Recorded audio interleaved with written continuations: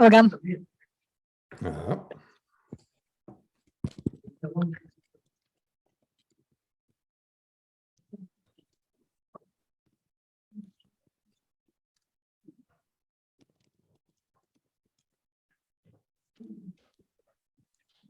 Okay, so hello everyone. I'm happy and excited to be in this panel, which grew out of the book that Dr. Menachem Topel and myself are about to publish these days.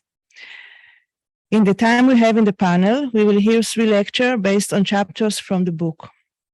The birth story of this book is really related to what is happening here and now, to the ICSA conference. The initiative for the book was born about 4 years ago, before the last ICSA conference. It was 3 years ago in the United States, where we dealt with issues of inclusion and exclusion in intentional communities. At the conference, we were hosted in the campus communities and addressed in general the issues of diversity, and especially the issues of people with disabilities and intentional communities. The dialogue that arose around the conference led us to examine what is happening in those issues in Israel. And in doing so, we also wanted to expand the perspectives to different groups. The subjects fascinated us, especially since we assume that there are an expectation that in communities based on the values of partnership, equality, solidarity, and decision-making by way of dialogue, people who experience themselves as different would have more space to be included and to feel belonging to the community. On the other hand, we knew, both from our experience and from writing about these subjects, that precisely those who felt like the other were often perceived as threatening and harming the unity of the community.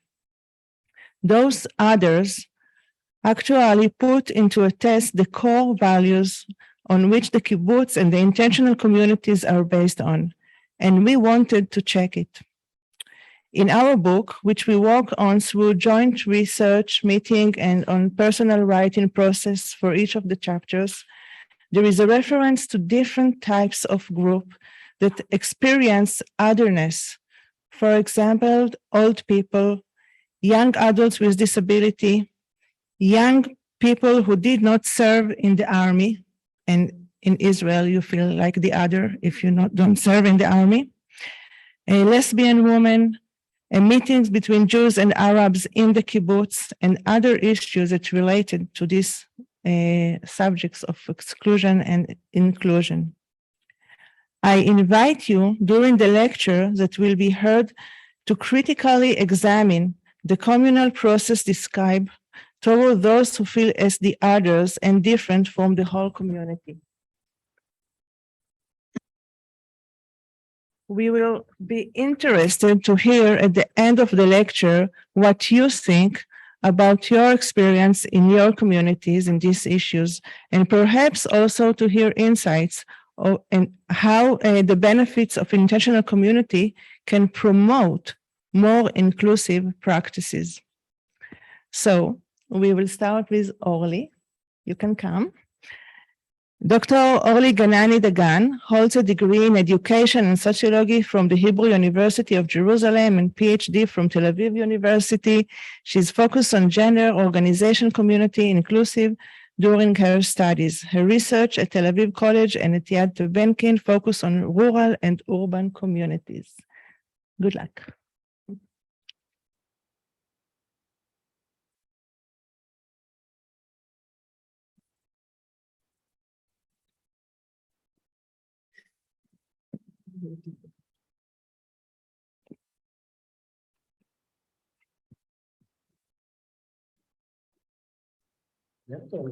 רגע, תכף נעשה את זה ונראה אם זה עובד.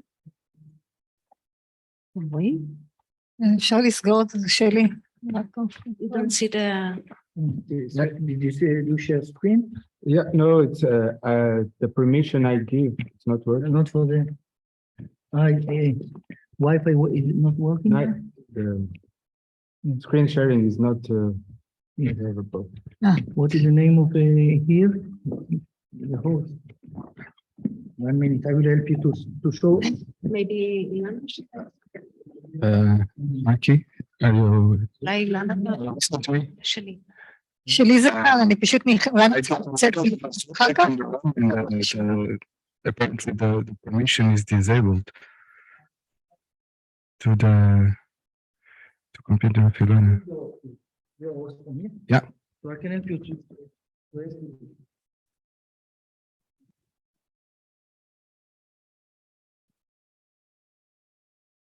Wait, I want to make it. It's Ilana.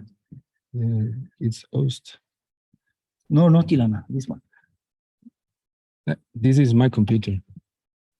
So this one, my cost. And now it will be okay. Okay, now we can. Can you help?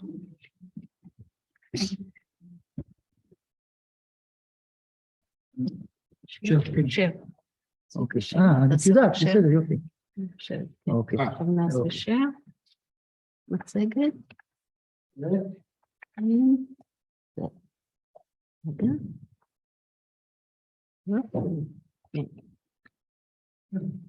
יופי. כן, לא, אני יושב. כן?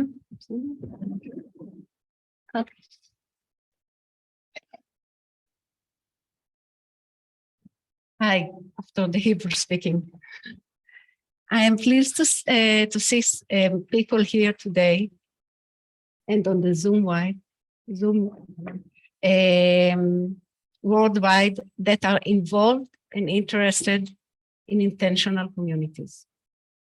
Before I begin the presentation, I would like to thank the members of Ahada, parents, volunteers, and Kibbutz movement representatives who agreed to share their stories with me. In addition to the interesting research that I didn't hear most of them, but we talk about it during lunch, and for the people who spoke before me, I believe the present research offers one more perspective on inclusion in intentional communities today. This study deals with a model given by the Ahada organization to parents with children with developmental and intellectual disabilities who are members of a kibbutz. The establishment of Ahada in the kibbutz community is essential because Ahada is based on the sociological and ideological principles of the kibbutz movement. The members of the kibbutz share a mutual responsibility and a commitment to one another. This means that the community is meant to create a social connection and a feeling of belonging and support among its members as an extended family. That means that in times of trouble or difficulty, such as the birth of a son or daughter with a disability, people within the community will come together to help the individual or the family in need. The study focuses on the social aspects of the parents' decision to join the Ahada organization on behalf of their children with disabilities. Still, their decision also has economic and ideological implications within the collective context, and this is also brought up in this research. Ahada, which in Hebrew means sympathy, was founded in 1985. This date is a reminder of the changes that the Kibbutzim went through. These communities in which assets were shared and divided equally and according to the individual needs, contain to go through a process of privatization that create insecurity with regards to the community's commitment to provide financial and social security for its members during their lifetime. This new insecure situation in what was once secure environment was the foundation upon which the Ahada organization was created. On the Ahada website, we can read its purpose, and I quote, to implement the rights and ensure the future of children and adults with special needs in Kibbutzim. Two words stand out here, rights and future. And the question is, what kind of future does Ahada offer? 3 conditions are required for parents to be able to join the Ahada organization. A, that the person will be recognized by the National Insurance Institute as a disabled person. B, that the parents be members of a kibbutz. C, signing the Ahada agreement. When the kibbutz, the parents, and the kibbutz movement signed the Ahada agreement, they agree that the kibbutz undertakes responsibility for all the needs of the person with the disability and assigns him a home in the kibbutz for life. In return, the parents forfeit their children's rights to be kibbutz members in the future. That means that the child will not have the rights to participate in the kibbutz decision-making process. Also, the member's home serves as a kind of financial security, ensuring that the kibbutz will provide for all the needs of the person with the disability. The house or apartment becomes the property of the kibbutz after the death of the person with the disability. The Israeli Central Bureau of Statistics report in 2019 that about 11% of the population in Israel are people with some kind of developmental and intellectual disabilities. Of this population within the kibbutzim, only 7% have joined the Ahada organization. This includes 250 families. This gap of 4% between the general 11% and the 7% within the kibbutzim can be explained partly by the cost I mentioned before. The study focuses on Ahada as an inclusive model for developmental and intellectual disabilities in intentional communities. To set the base for my study findings, I will not go into medical definitions or diagnoses of disabilities. From the social community aspects, we can mark 3 main approaches to social inclusion. The medical approach, which focuses on the health of the person and perceives the disability as a disease, and as part of the treatment, took the people with disabilities to separate and remote medical centers far from society. This approach was used at the beginning of the 20th century. Later, in the middle of the 20th century, the social approach began, which, as its name implies, is based on the assumption that a sense of belonging and social interaction between people is essential and contributes to every individual within the society, including people with disabilities. Today, the prevalent approach is the affirmative approach, or the identity approach, as it is called.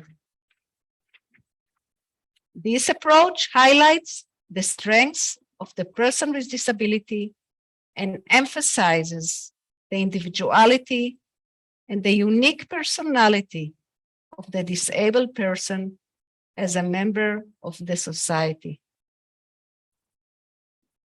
As we can see here, the development processes of the approaches to disabilities, from exclusion through therapeutic involvement in the community to integration and inclusion of a variety of people within a society. The research was done using the qualitative approach. I met via Zoom with 3 parents of 3 children with disabilities who are members of Ahada. These parents serve also as the chair of the organization. In addition, I interviewed a volunteer in the organization, an official representative of the Kibbutzim movement, and a social activist in the field. I also gathered more information about Ahada by studying documents and letters provided by the interviewees, as well as the organization website. Although the interviewees didn't mind me using the real names, I felt obligated to keep their identities anonymous for their children's sake. It is clear that because Ahada is a relatively small community and some parents play critical roles in Ahada as well as within their kibbutzim, many people might recognize them if their names were disclosed. I examined in my research 2 main questions. First, if and how does the Ahada model addresses the parents' needs? Second, what is the significance of the parents' decision to become a member of Ahada? I chose to present 2 themes that emerge from the interviews and material I read. I will start with a theme that deals with the meaning of the parents' decision to become a member of Ahada. As Tammy says, and I quote, that I will know that the kibbutz is willing to take care of my child for the rest of her life, and that she has no obligations to the kibbutz, but only rights in the kibbutz. And Leah also adds, I wanted to recreate, distribute, or bring to advance such a situation that more people will experience and receive this support. And she explains in detail. Parental support is important, and community support is essential, significant. From this, one can almost feel the sense of relief of these women, mothers, whose daughters will have someone to care for them for the rest of their lives. Because of this, they justify the Ahada agreement. In their opinion, this is the best arrangement for them and their families. In addition, Leah also takes this a step further and seeks to enable such arrangements in Israel at large, not only for kibbutz members. The second theme that I chose to discuss talks about the implication of being a member of Ahada. Here, we can see different points of view between the parents. Leah says, this status of a dependent daughter, it is an appropriate solution for my daughter. I would not want her to be a kibbutz member. While Tammy takes a slightly different approach, and she says, in the Kibbutz movement, we were left behind in this discourse. My decision to be an Ahada member means my daughter will not receive property due to her affiliation with Ahada. She will have a home, live there all her life, and be fine. But she is still not equal to me.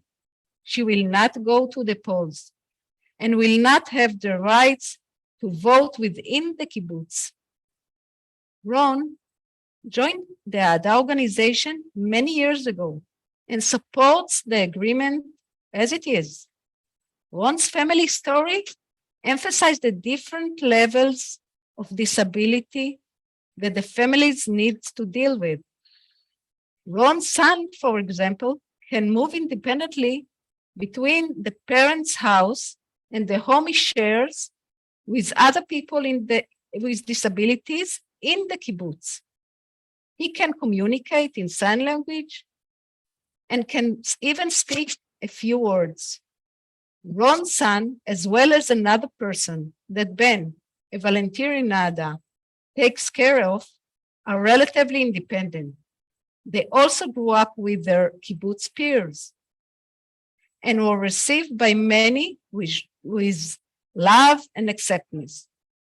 But this is not the case for the daughters of Leah and Tammy, who need constant help and supervision.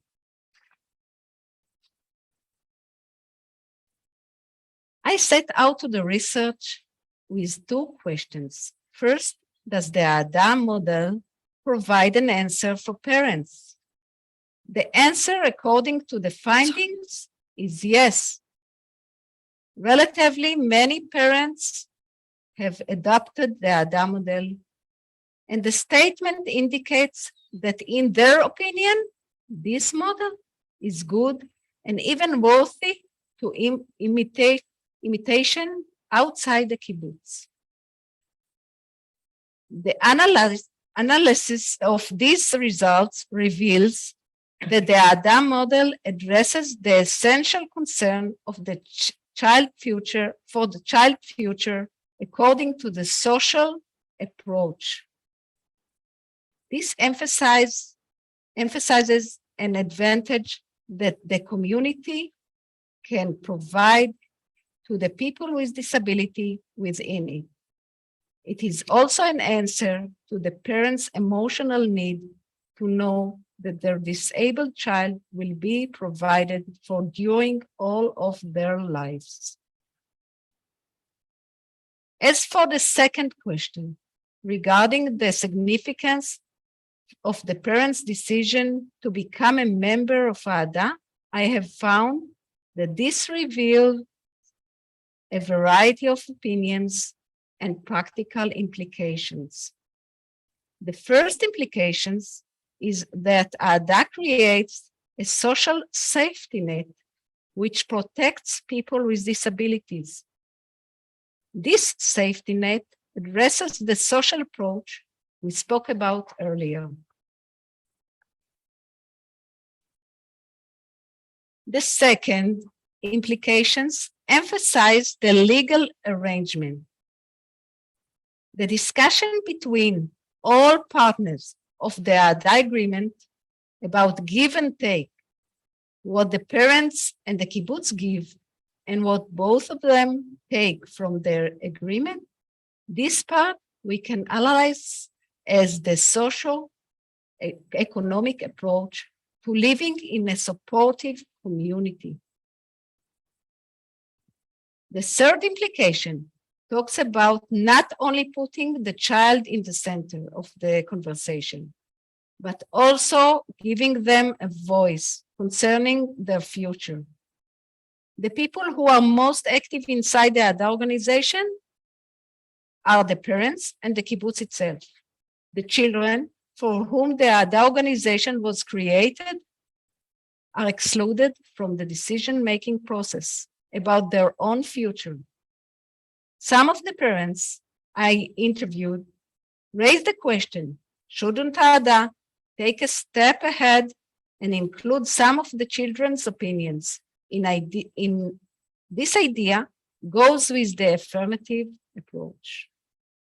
These three implications show the process of Ahada changing from the social or the socio-economic approach to the affirmative approach. And by that, in a way, we can see here how the inclusion of the person with disabilities increases in the community he was born and grew up in.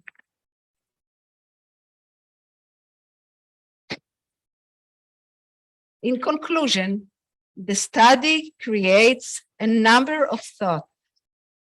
First, the desire of parents to take care of their children with a disability, even at the expense of an inheritance that can be left to other family members. Second, the story of Ahada shows the traditional of mutual responsibility in the kibbutz community, even today, after the huge socio-economic changes. This means that there is a still strong spirit of cooperation that exists in the kibbutzim today. In the future, it will be interesting to talk about Ahada with other people in the kibbutzim. It will also be interesting to compare Ahada organization with similar organization in different places in Israel and in other countries. Thank you for your attention.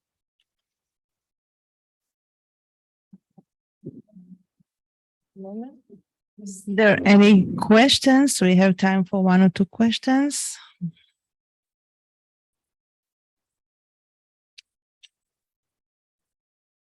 Thank you for your presentation. It was very interesting. What I wonder is you mentioned the gap between the number of disabled kids and the number of people that join Ahada. Do you think that parents with more than one child are discouraged because of the limitations on the inheritance from joining Ahada? Do you think that's a limiting factor for them? I think this is a very good question. I don't know.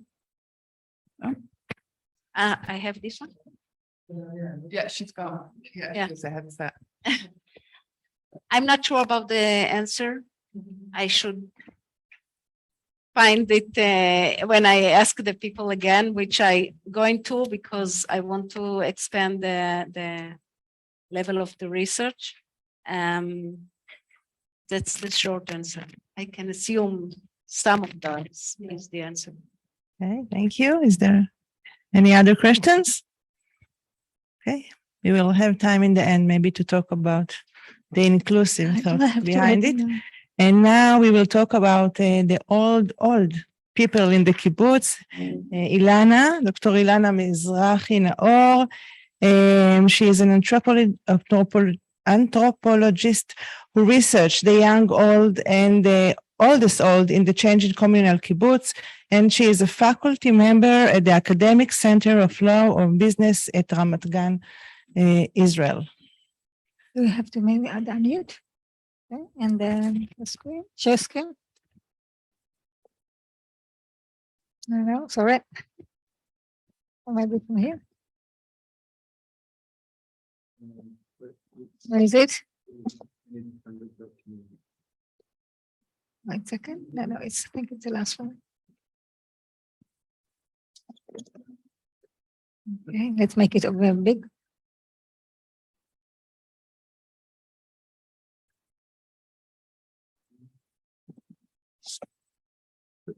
Sure.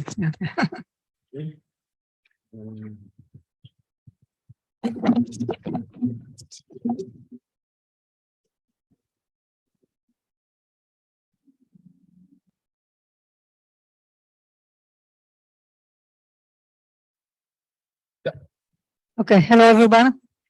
I will talk today about social social inclusion and exclusion among the oldest old. So first of all, let me just say a few words about the elderly people, okay? Usually we divide the elderly people to two groups. You want to stand up and, okay?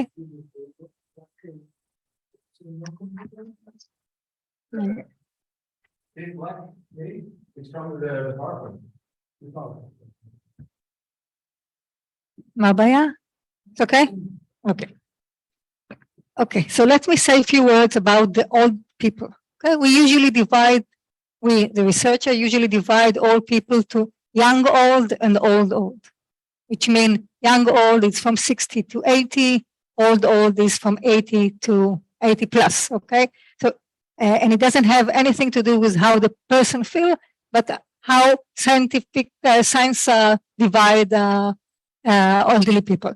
And I must say, it's not only chronological, because you can find people 60 not active and people 80 very active. So the chronological age has some importance, but not that important. We usually divide the more better reframing is the third age and the fourth age. Okay, the third age is usually most people that just retire, still active, do many things and try not to be old. Okay, and the fourth age is the people that it's like it's the real age, when the body deteriorates, when the brain deteriorates, and when you can't play it anymore as young people. Okay, you can't do it, and you more accept old age. I must say in the beginning that if I sound that it's old is very bad, well, it's not that it's not that bad. There's some good signs on the way, because somehow researchers showed that the positive part in the brain is very active when people are getting more old. People tend not to remember the bad thing, remember most the good thing, and they used to see the half full of the glass, not the half empty. Okay, so some good signs. Okay, now I want to talk about now. And usually, when we see the fourth age, we used to think about them. Okay, the theory that tried to describe them, not only them, but there's a theory about disengagement. That people tend to disengage from society when they start being old. It's their wish. They want to get, to be in their own sphere. They're not interested as much in what's happening, and society wants them to disengage as well. Okay. The other model is about the compensatory model that says, no, elderly people and the oldest too want to still be active, and you have to find those elements in the environment that help them still be active, okay, and not disengage. And as Orna said in the beginning, the kibbutz environment, even though, wait a second. Okay, let me just say, this presentation contributes to the question of inclusion versus exclusion among the oldest by focusing on a unique community, a communal kibbutz undergoing a significant change. Okay, so I will tell you very little of my PhD doctorate about the elderly people in the kibbutz, and it's a longitudinal study. So I can follow the elderly people as they age during time, and I can watch the kibbutz changing over time. Okay, so investigate both the elderly people and the changing environment, and I will very soon tell you about it. I make the research field is the changing communal kibbutz. It's a case study. I did it on one kibbutz. I use qualitative methods. First of all, I was a big participant observation, meaning that I was eating with those elderly people. I was visiting them in their homes. I was working with them. I was watching all around how they interact with other people, with themselves. I interviewed even some of the kibbutz members that have connection. And I make some narrative research. So let me tell you a little bit about narrative research. Narrative research narrative, when you said about narrative is the way a person defines himself, tell about himself. It's about his identity. Okay, now the identity, of course, draw meanings from the society values, from where you live. Okay, you tell your stories.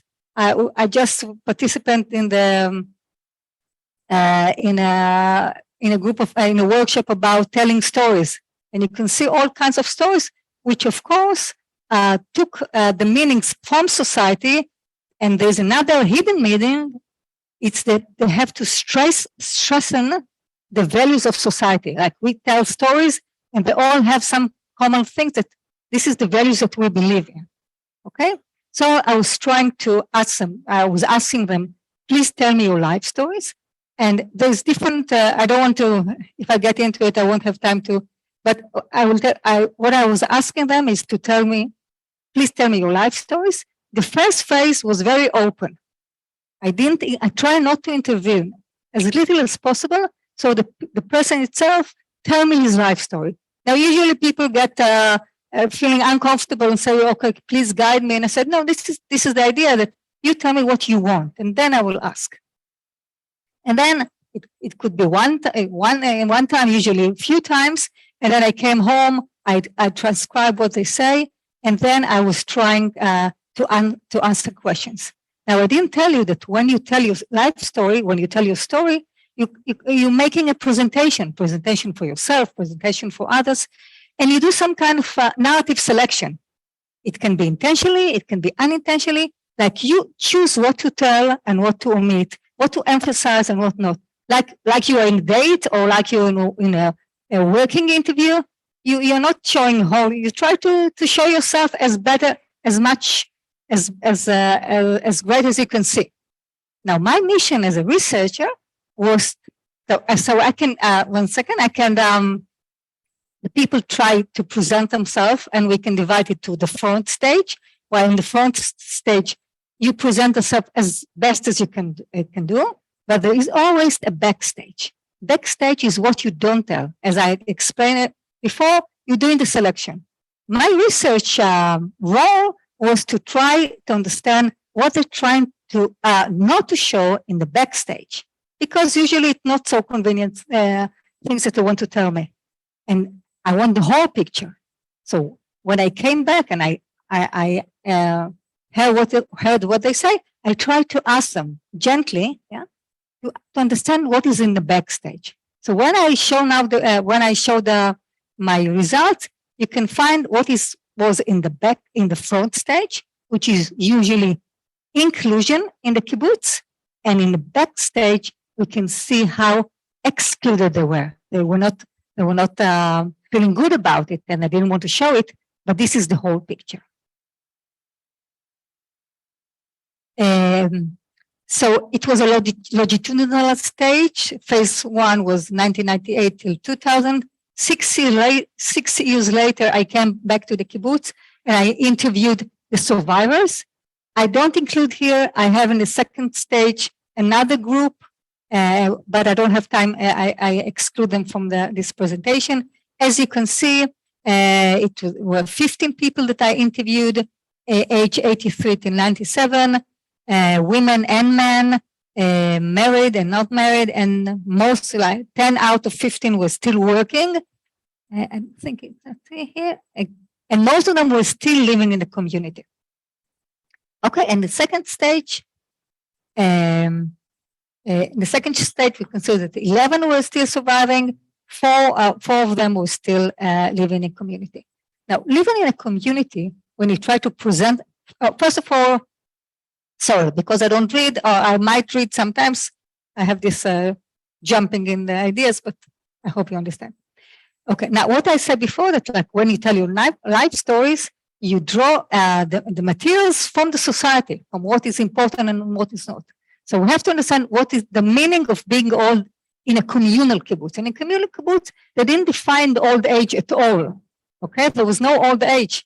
But if you're getting to the age 60, I think 60, you can reduce the hours, but you can still work as long as possible, and you You can be involved in all the activities, the social activities, work activities. You can come to the dining room, everything. Okay, you can still be active. And all the things are still covered, like the health, and you don't have to worry if you're getting if you need a nursing home, there is a nursing home. The whole thing is you can present a continuous self. Okay.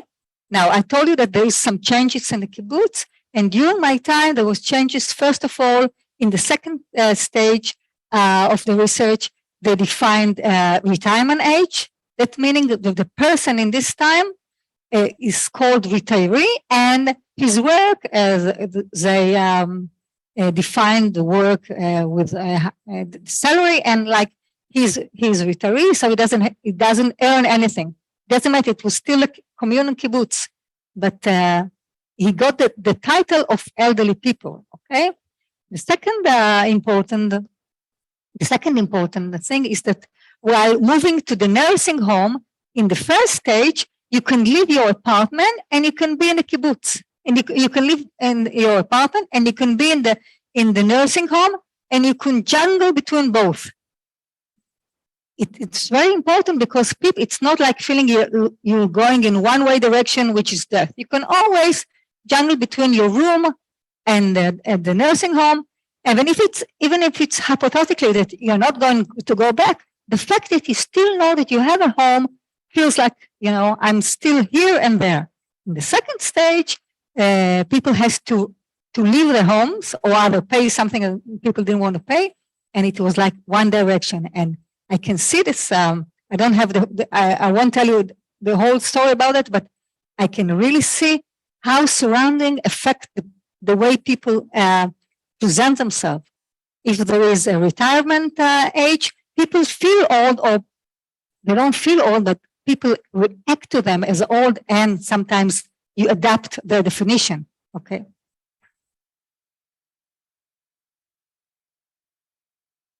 Okay.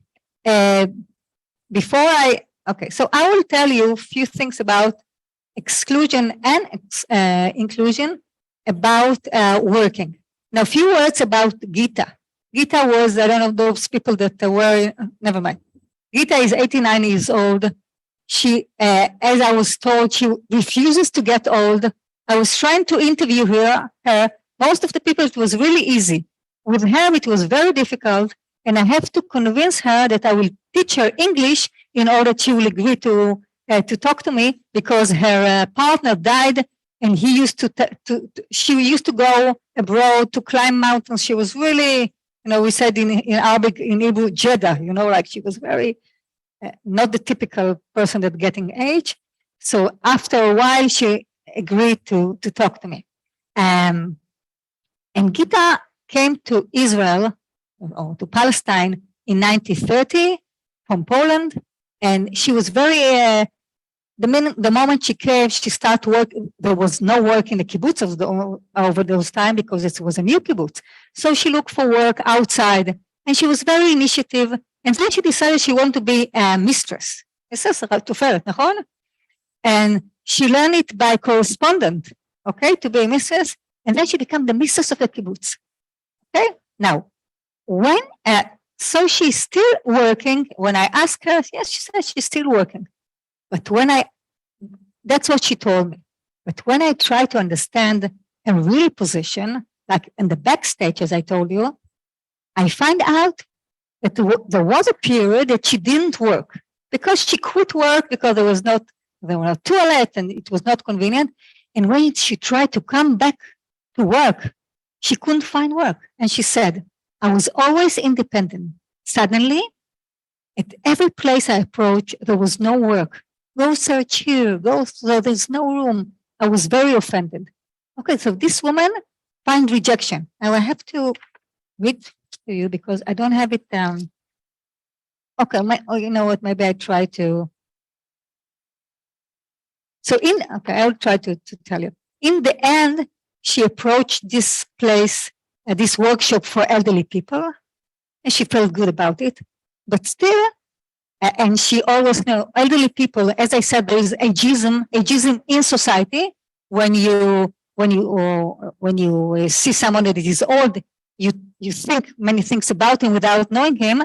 So ageism is even among older people when they say, he's old, I'm not so old, okay? They're always this, and she always said, look, she's coming for 1 hour and then she's going, I'm working hard, okay? So always try to, in this level, to say, I'm not all that she is, okay? But even in this place, when she tried to expand her job, and, they were working from 8 till 12, and at 12, they close and go to the dining room. And she said, you know what? So I can't stop in the middle of a stitch. I have to work more. And the manager didn't agree. Okay. She was trying to expand her place, but the manager said, no, you have to go in this hour. Okay. So we can understand that even the way you present yourself, the way you present yourself, it really depends upon the other. Okay. If the other cooperate with your anti-aging, not aging, then you can succeed. But if the other people treat you as old age, you can't escape. Okay? So this was inclusion and exclusion.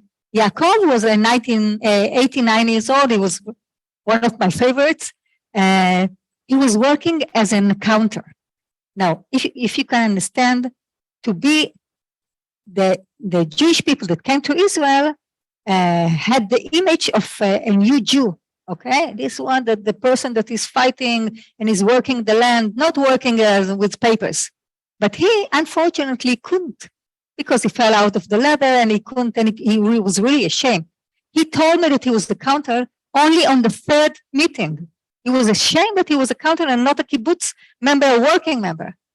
But then, in his old age, being an accountant was very good for him, because while other people that working in the field had to quit, because not only because of them, because the kibbutz changes the stop big agriculture, then he could continue even until 90 as being an accountant. And he always said, I'm one of the team of the managing team, the Hanhala. Okay, and I'm he was proud of that. So in one way, he felt that he was important and he still was having a place in society. But on the other hand, he was afraid of being secluded. And he said, because I start taking time off, then someone will have to fill in for me. So long as I'm working there, I had to be careful, because other elderly people used to go to study, in the center to learn all kinds of things, but he didn't allow himself, because if I will go, they will take over me. Okay, so he was not confident. At the age of 90, he said that he quit the job.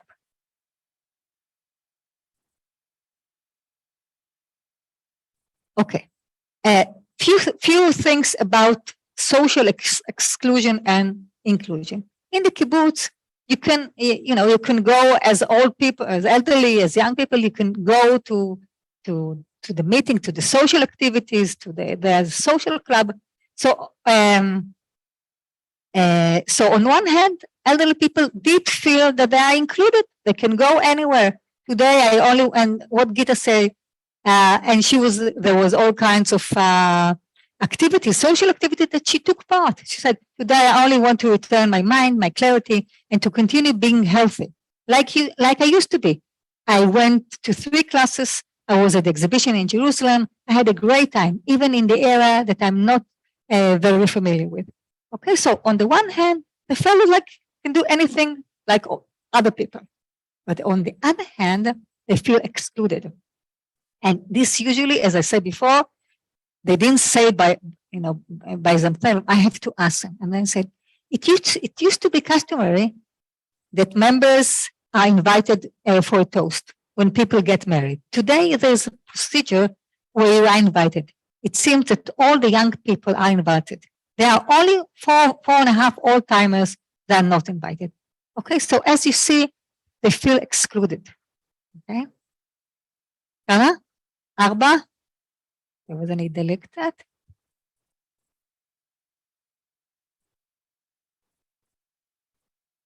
Okay. So you don't have to, okay. I came 7 years later. I was trying to see, how they are. And I didn't tell you about presentation of the self, but what you can see is the changing of the self. Okay. What was in the front and become in the back. So in the front, as you remember, Gita was very important to be part to work. And now she's not working. She doesn't say it. She doesn't say it. I have to ask her. Okay. And she said, I'm over 90 years old. 4 years ago, I decided to retire. So long as my head is working, I want to take time for things that I couldn't do earlier. And Yaakov is not satisfied because he felt that he wanted to be more involved and he's not. I jump and I can't, and some takes in social activities, some say no. Some are not. What I want to emphasize, okay, being a kibbutz, living in a kibbutz, still there are all kinds of arrangement that helps you being involved, but as you see, you can be excluded or you can feel excluded. In the last 4 minutes, I want to tell you something completely different, is moving to the nursing home in the second stage. Okay? While you're staying in a kibbutz, you can present yourself as continuous as possible because the surrounding is more continuous. While moving to a nursing home, it's 5 minutes from your homes, you're moving to a total institution where there are rules, where there are all kinds of crew members that they don't react, they don't cooperate with your anti-aging, and you have to fight them. Gita, for example, which, as I told you, was very strong, had to be in a wheelchair, okay? And there is times that the staff members take people to the toilet, okay? Usually they have diapers, so it's not for peeing, okay? And they have certain times. And she needed to go twice because she needed. And they didn't want to take her. And she had to fight that they will take her on time so she won't cheat in her diaper. Okay, so moving to a nursing home where there is completely different rules, you can fight. And in the end, she didn't have enough power to fight. But it's fighting with the staff. And about describing themselves, she's no longer a kibbutz member. It doesn't interest in her anymore because she had other fights to make. But one of the things that still remain is her motherhood. She was a mother until the last minute because she still had to give money to her children, which they needed it. Okay, thank you.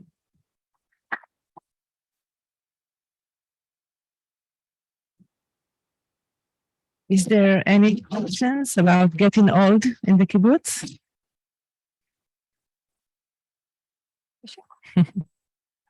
Okay.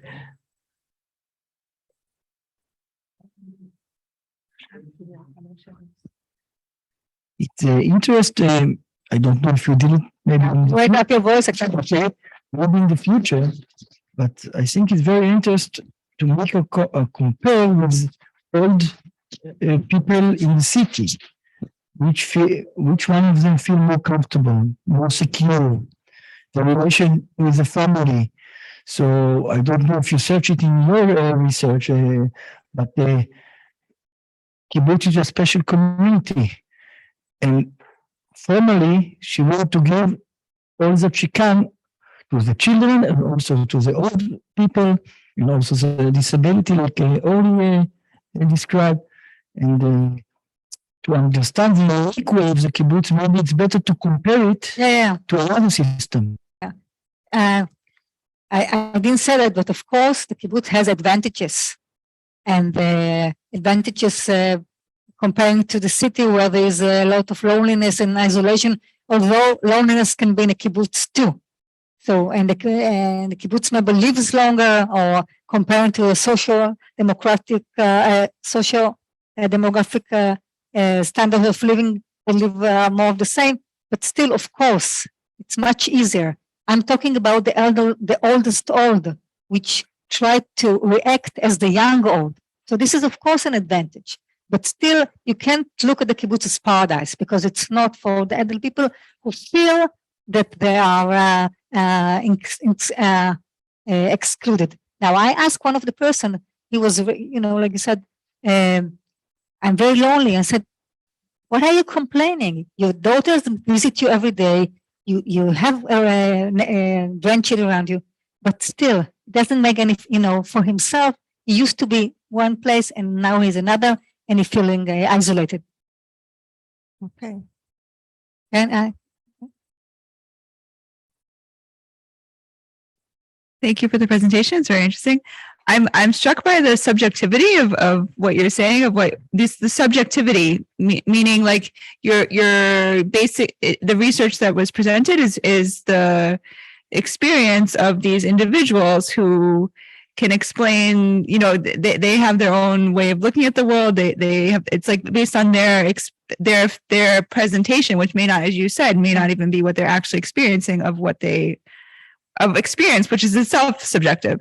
So I'm wondering if you had any ideas about talking to other people in the kibbutz. Yeah, I was talking about, like if you did other research or other perspectives to sort of put some color or some reality check into what was being shared, or like if you, are there any other way of dealing with this issue of it just being so subjective? No, well, I'm from the narrative research, and it's totally subjective. Yeah. And this is what I'm interested in. I'm not, I don't believe in objectivity. I don't believe in, the real world. It's up to you, whatever you feel like. So you weren't interested in like other people's perceptions of what they... Listen, I told you my perception when he said that he was lonely, and I said, how can you be lonely? I mean, like comparison to the other people in outside. They're much lonelier, but this doesn't matter. You still feel lonely. I understand. Okay, thank you. I understand there is. We have a question online. Yeah. Please. Sylvia? Yes, thank you, Marky. Ilana, thank you for your presentation. I just would like to ask something about your survey and your study. Maybe this is something that I didn't catch at the beginning where you presented your subject, but I was wondering if you studied different kibbutz or if no, one kibbutz, only one. One. And do you have the project to enlarge the scope and to go in other places, maybe just to have a kind of comparison, even if you don't change your method, just to see if, depending on places, because somebody was, I think it was really relevant to say that we should compare this situation maybe with urban situations, but I was thinking about comparison with other kibbutzim situations. So this is my question. Thank you. Okay, thank you for the question.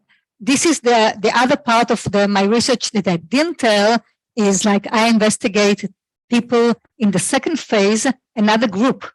Okay, so I really can compare how they present themselves, and I even say that that while once the retirement age was declared, people feel much older than before.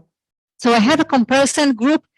I make only one research, although it's for a long time and very in depth, and I have a comparison, but still somebody can say, maybe looks outside. Yeah, okay. But just, it's coming to me, just another comment or a remark. Do you think that the study you are doing could open on a larger and bigger question about how kibbutz are actually, equipped in an abstract and also in a material way for the last age of life? I mean, kibbutz are places that are reputed to be based on ideology, work, involvement, community, and something really, really founded around work. And when you become someone who is not able to work anymore, actually you position yourself in kind of the fringe of the kibbutz. And maybe this is something that was not in the model of the kibbutz. And I was wondering if the study will open on that, because even in cities or suburbs or anywhere, we have problems with end of life places, and this is very, very complicated that our societies do not know how to manage with, and there is a kind of taboo around that. So what's your opinion about that? About the end of life or before? I don't understand. Before and that, because you are raising up a subject which is really deep, actually, starting with the witness of old people, and you study different period of their age, and actually this is a global. This is not a problem only for kibbutz. It's also a problem for the whole society, and specifically, it seems that for kibbutz it can be deeper because this is not in the model. I mean, in the model in quotes, because work was supposed to be the cement or between people. So that's, I don't want to. Okay, I have to, I'm sorry. Okay, there's one more question. Okay, yes, please. So in North America, we have this demographic phenomenon we call the baby boom, where there was this big growth spurt after World War II. And that's driven a greater interest and a greater need to address aging, because we've got this huge portion of the population there now reaching that point. Do you have something similar in Israel? I wasn't sure if you know, Israel is accelerating, you know, because it was a young country and it's accelerating. It's a global problem, right? The elderly people. Okay, thank you. Okay, so thank you, Thank you. Ilana. And now I'm happy to invite Dr. Menachem Topel, Manolo. And Manolo will talk about Home for Lives in Kibbutzim, home for young adults with disabilities. Dr. Menachem Topel is a member of Kibbutz Mefalsim. He is a senior lecturer at the Sapir Academic College and a referent of the Social Studies Department at Yad Tabenkin, and the editor of the book. Okay. Here.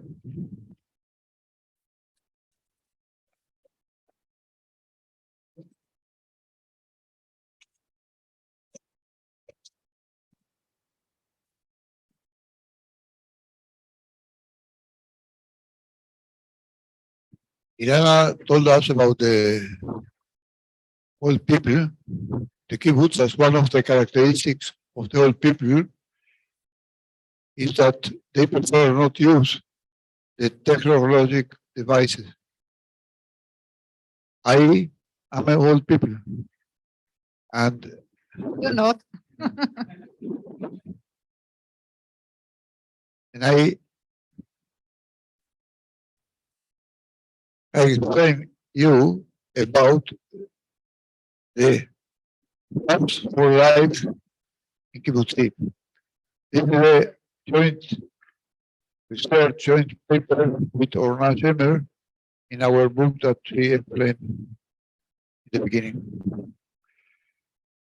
The circle of Kibbutzim, including urban Kibbutzim, that are establishing homes for life for people with disabilities from age 18 and up, is expanding in 2021. There are 34 such homes in 32 kibbutzim, and 14 kibbutzim are in the process of establishing such homes. 9 additional kibbutzim are discussing the subject. About 60% of the homes are populated by the women and the rest by men. The residents are mostly young adults with developmental disabilities, medium-high functioning levels. However, there are also homes for people with physical disabilities, for adults, people with autism, and youth at risk. There are homes that are managed by the kibbutzim, but most are managed by companies with expertise in this area, funded by the Ministry of Welfare, and in some of them, the directors are kibbutz members, and usually the staff are also kibbutz members. The establishment of the home for life is experienced as an act of giving and inclusion that leads to happiness through its very existence. An impact is felt on the social cohesion of the community as a result of the mission of solidarity, something which is especially important in the renewing kibbutz, that is seeking meaning. Moreover, diversity enriches the community. That, for example, when there are residents of the homes who work with children, these children develop the ability to be accepting the others who are perceived as different from themselves. Residents of the homes work in kibbutz benches according to their abilities or in sheltered workshops. The goal of the homes is to be a permanent home for life or until the person needs a care home. In all the homes, residents have ongoing connection with their family. Families come for visits and the residents travel to their families every other weekend. The need for a collective decision to establish such homes invites discourse about inclusion, breaking stereotypes, and expressing concerns. According to the experience to date, over the course of living together, prior fears dissipate and people are drawn to the advantage of the model.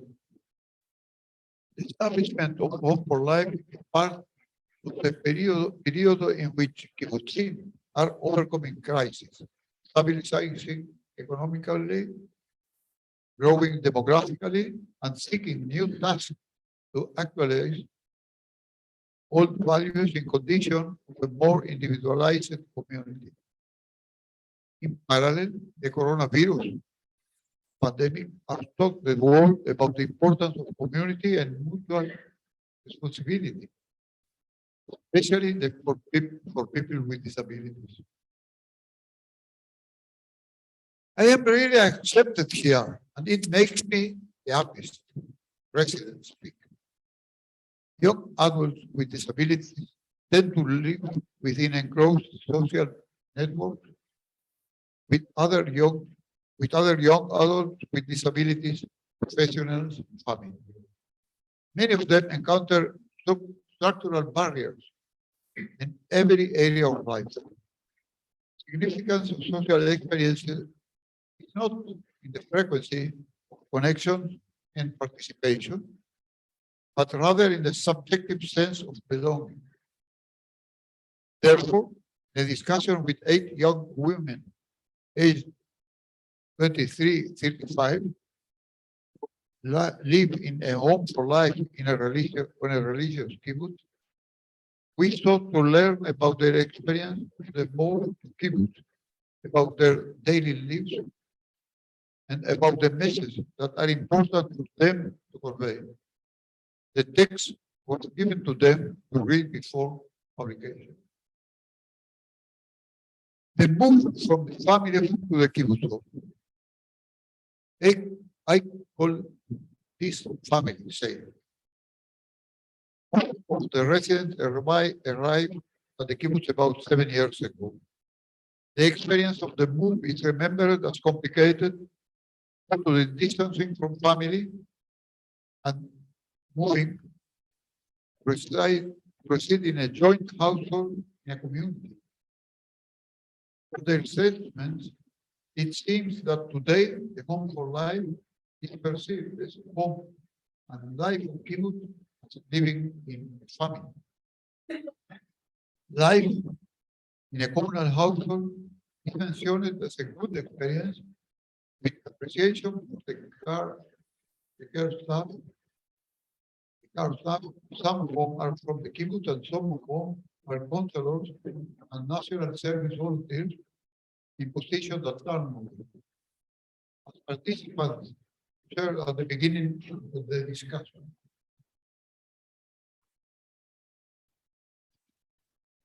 It's really fun here. When I left my parents, somehow I was afraid in the beginning. Now, slowly, I have gotten used to be with friends and to this and that, so we also give. I can tell you that when I work in the daycare, we are the A team. I give warmth and love to the children. Question, do you have friends from the kibbutz? I have actually not exactly friends. I call this family. And others say, for me, it really changed everything. All my friends who were my age had already spread their wings. Children, mothers.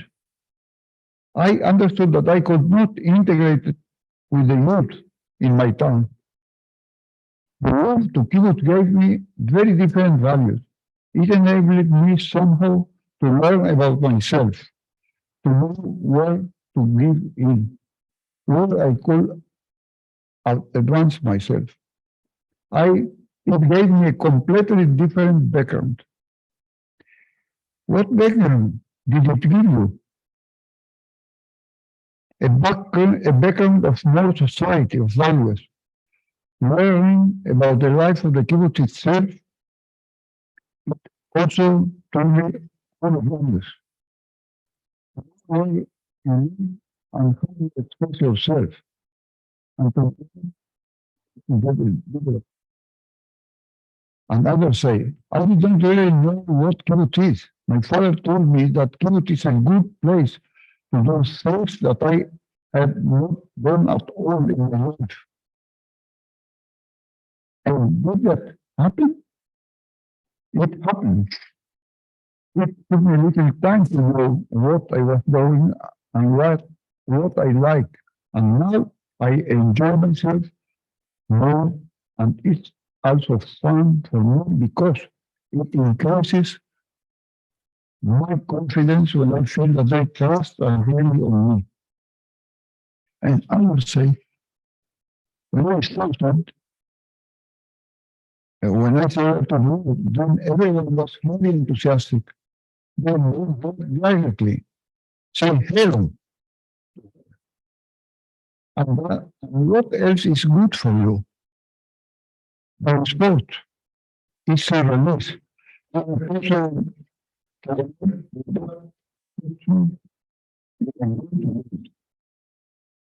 Say,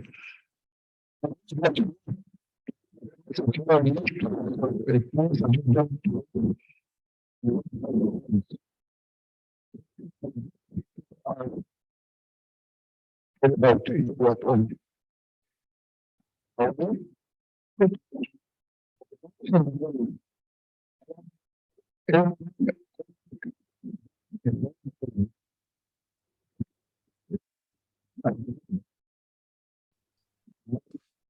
I apologize.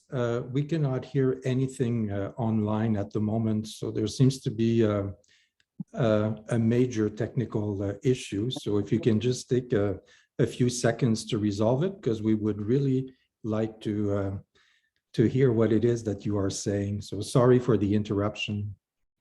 Do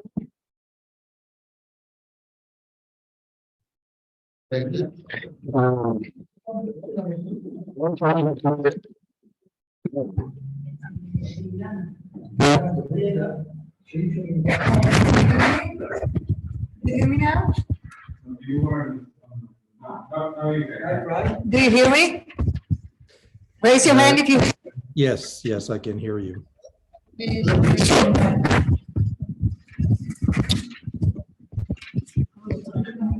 Sorry about that, but it will all get better. No, that's not very good either. No.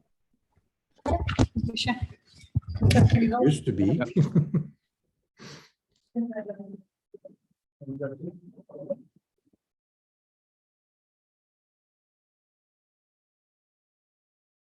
You hear me?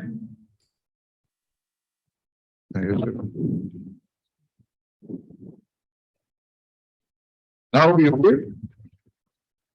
It is better. Yes. Thank you very much. And again, I apologize. Thank you.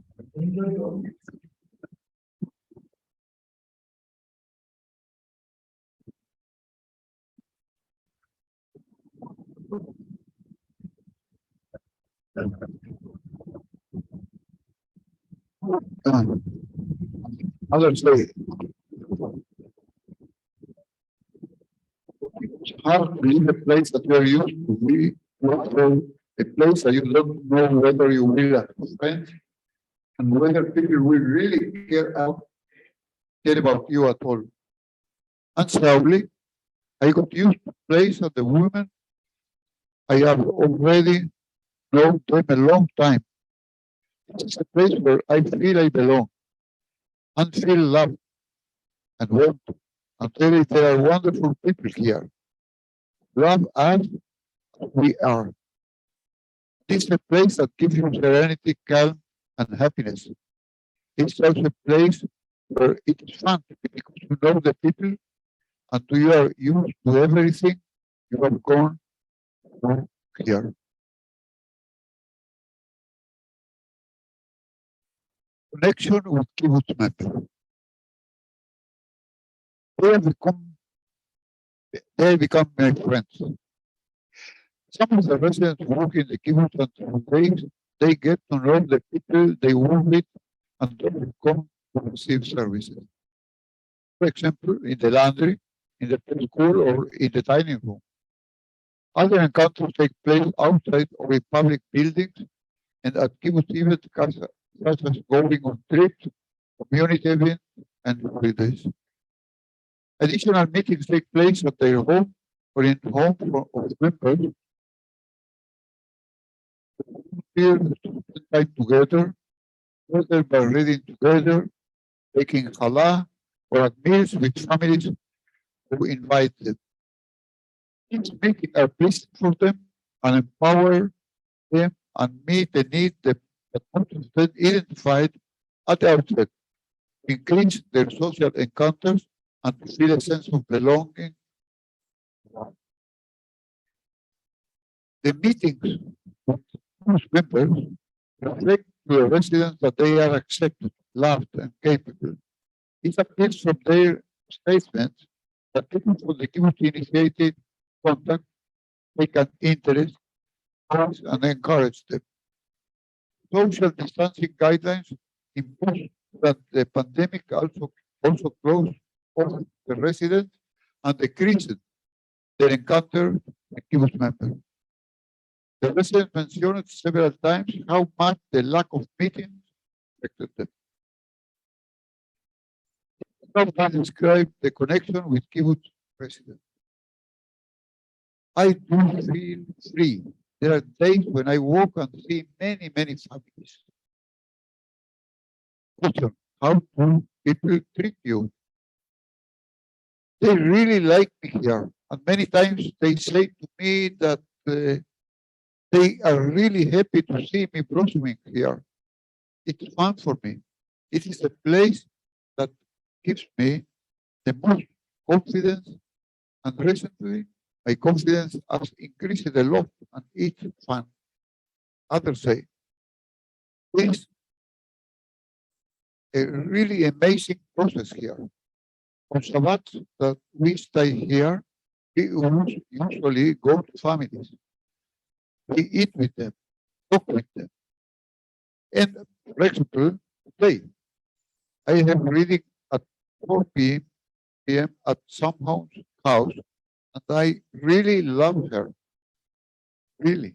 We are reading a book together. Each of us goes somewhat different on a set schedule once a week. Others say, I know a lot of people. How did you get to know them? Because they ask my name and what I do, and then I tell them, and then they become my friends because they talk to me about a lot of things, and I talk to them. And others say, let's say something, I see the staff who work with her have on the patio in other places. We sometimes talk about things that need to be done. People really trust me that I also trust myself that I'll do the things that I like there. In physical Kibbutz space, I feel sorry.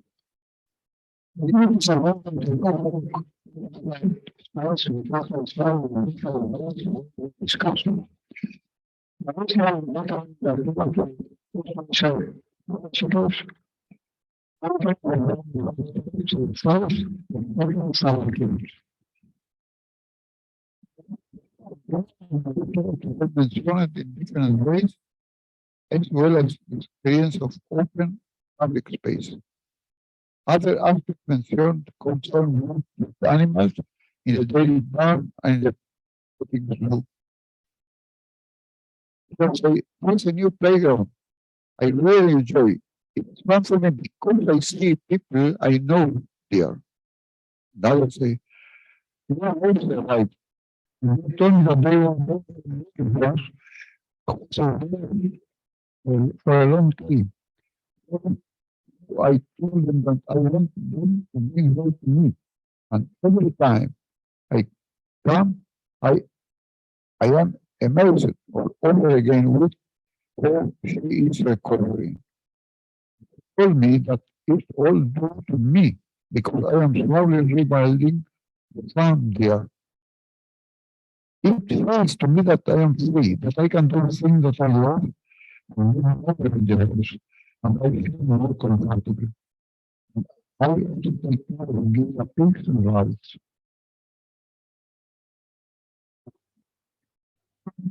Special peace in the kibbutz.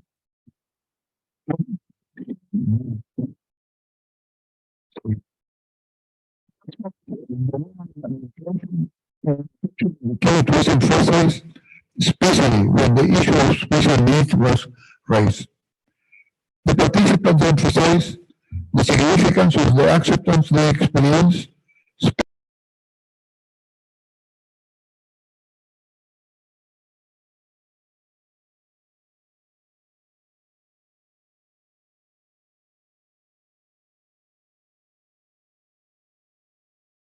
them. This positive experience corresponds with their ability to be independent, happy, and more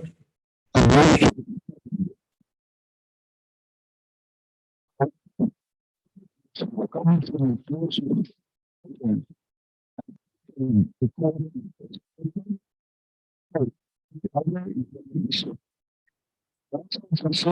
that put to them away. Just and to love them first. And sometimes we experience difficulty for distance. However, the experiences of the kibbutz are considered as a special person who brings life to life to live. This is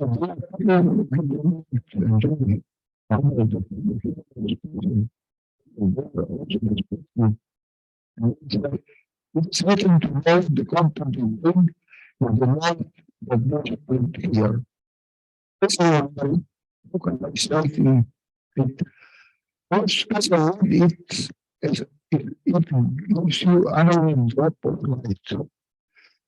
Gives you some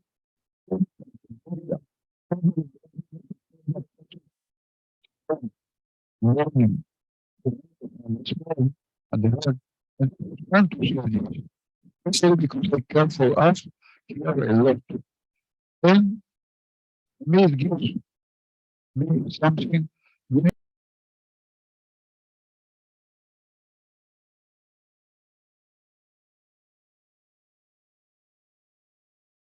Of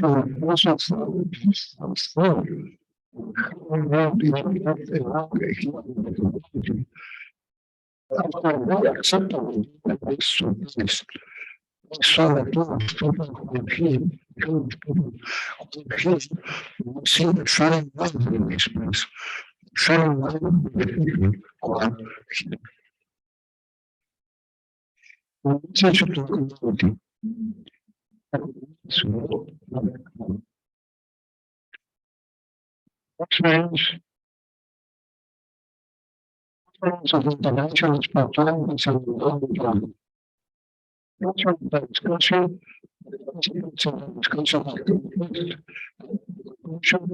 explicit appreciation for the man that the which is open to something. But people continue to recommend it's very hour. So also see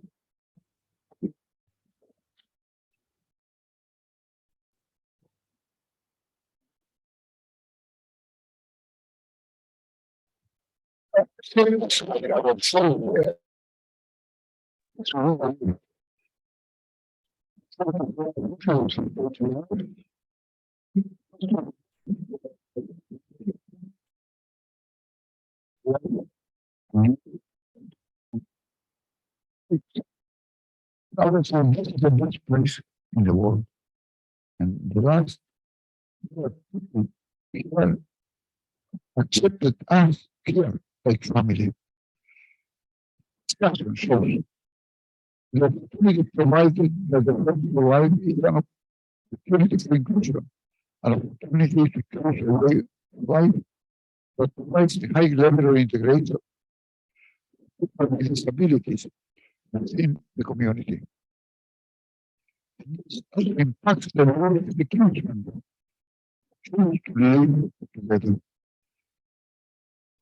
Thanks to the acceptance of the community, the residents conclude their discussion with appreciation that they have been accepted like family. Thank you.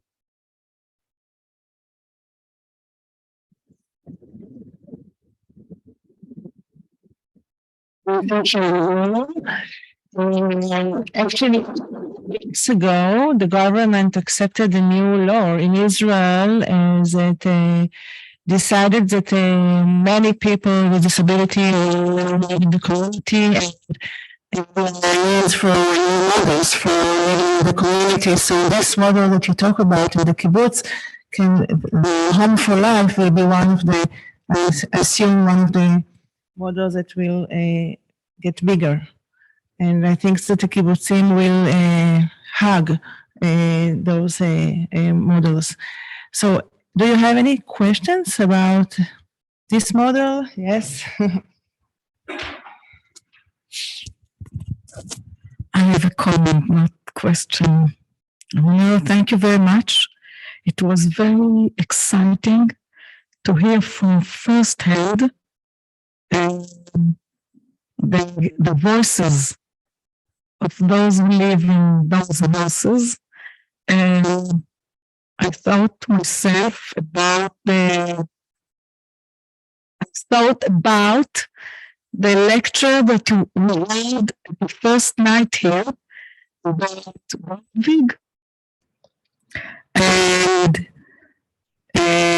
you talked about, you tell us, brought us how they're feeling in the home and in the community, at home and in the community. And Grundtvig said that the community must remember that the community can learn from each one, even though he is a disability or she can, the community can learn from everyone. So I would like to see the next research about Home for Life, how the community learn from the people who live in Home for Life. And thank you very much. It was very interesting and very, very exciting. We know that in the beginning, in the discussion into the Kibbutz, there is a proposition to build the home for life. There's a lot of fear and discussion.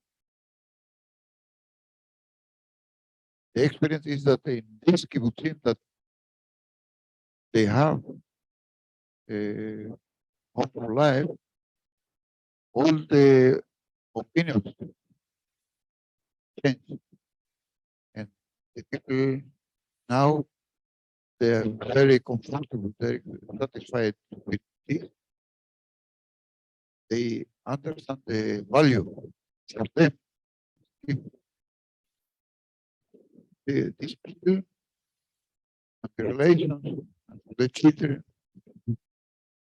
this we know now in the study. Is there any other comments or questions? We have 2 minutes. Actually, we have time. Dan said we have time, but 3:30. Okay. Manolo, I want to ask you, Ilana tried to seek not for what just it's good, what you say, you call it the backyard, what the backstage. In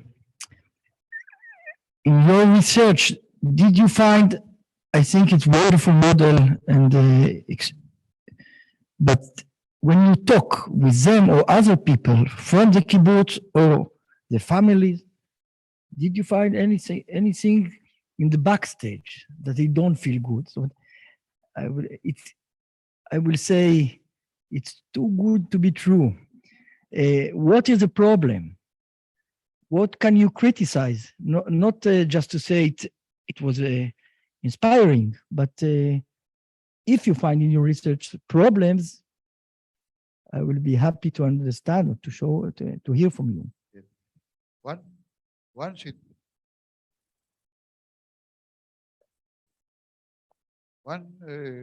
problem depends where the house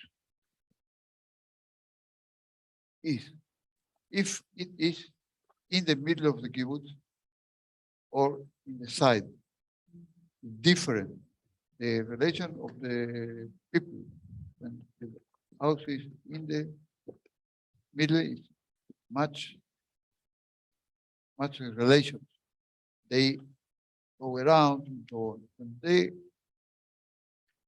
when the build the home is in the side,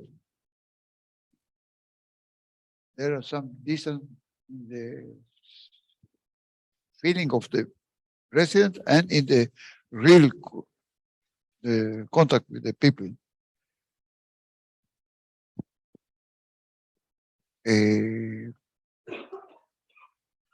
There are problems inherent. An example of the houses must be all girls or women or men.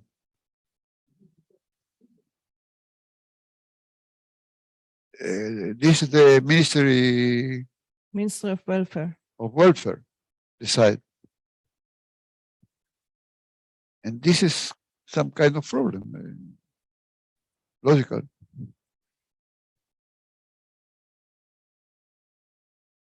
We decided to interview just the girls, not their family and not the communities. Because we wanted it to do in the book one chapter that, like Paz said, give the voices and just the clear voices. I can say that they said it is a process. It's not a critical thinking, but it's just a process.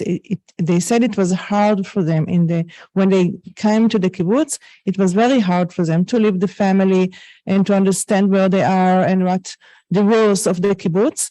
But now, I think it was 6 or 7 years after they came, so they said it is very good for us. But and they said that people accept us as we are, but it was a process. It's not happened from the first day. And I think we should take this with us.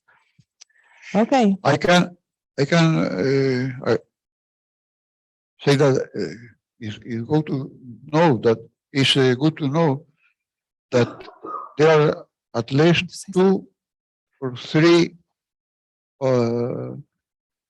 urban kibbutz that they have Home for Life with them. Home for Life that people in the town don't accept in his area, by the urban kibbutz take them with them. I just want to add a remark that in the same book, we have another comment that in the same book, there is a research in Arduf that I conduct, and we found that we asked the same question. We asked about the community, how the community react to the people that come to live in the community. And I present this research in the last conference, but the finding was that the community have a lot of benefits from the presence of these people in the community. The member of the community learn to accept them. It's mutual benefits, actually. This was maybe an answer for it. Okay, so this is a social change.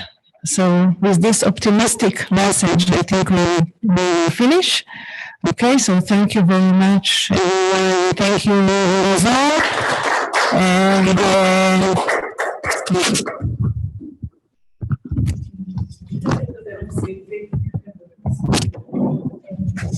Sylvie, can you hear me? Sylvie in the Zoom, can you hear me? You can't hear me? Sylvie? We can hear you, but the sound is very bad. No, Sylvie. At the beginning of this conference, it was really okay, and then suddenly the sound became really bad. We didn't hear something like one word of the last intervention, so it's a pity because now it's very, like there is a lot of echo. This is very, well, this is not a good sound, so I'm sorry. We tried everything. We tried also the transcript, the automatic transcript, but it was not making sense because the sound is too bad. So I don't know if they can do something. Okay, can you hear me now? Yes, I can hear you, and it seems that I paid attention that you are with us for some thank you. some meetings. Yeah. I want to invite you to be in contact with us. Yes, I really would like to do that. Yes, that was something I wanted. I have planned to ask to Dan to get your emails, all of you, the researcher and people working on kibbutz, because this is one of the subjects I didn't have time, and well, it was a complicated thing for me to explore during my thesis. But now I wanted to go more on this, and I'm very interested in the shift which is going on right now. I was very interested by all the speakers and all the subjects you brought out. So thank you for that. And thank you for noticing that I was there. Yes, so you can write my name and then you can get my details from Dan. Okay, I will do that. Okay. Okay, so my name is Paz. So Paz, P-A-Z, Paz. P-A-Z. Yes. Elnir, E-L. E-L. N-I-R. Elnir. I-R. Okay. I will probably find back your name in the program. I'm sure of that because you talked many times. So, okay. That's very nice of you. Thank you, Paz. Okay. Thank you so much. Thank you. And thank you for joining us. Yeah. Bye, Marcus. Bye. Thank you. Thank you. Thank you.